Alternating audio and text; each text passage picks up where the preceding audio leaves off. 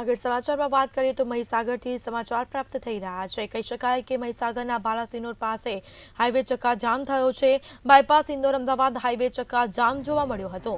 સાથે જ કહી શકાય કે ટ્રક ડ્રાઈવરો દ્વારા ગાડી રસ્તા પર મૂકીને વિરોધ પ્રદર્શન કરી રહ્યા છે। ટ્રક ડ્રાઈવરો દ્વારા હાઈવે બ્લોક કરવામાં આવ્યો છે। સરકાર દ્વારા કાયદો પાછો લેવામાં આવે તેવી માંગ કરવામાં આવી છે।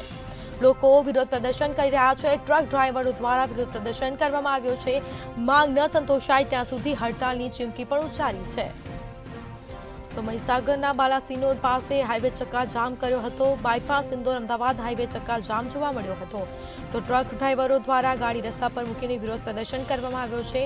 ટ્રક ડ્રાઈવરો દ્વારા હાઈવે બ્લોક કરાયો છે। સરકાર દ્વારા કાયદો પાછો લેવા પણ ટ્રક ડ્રાઈવરોએ માંગ કરી છે।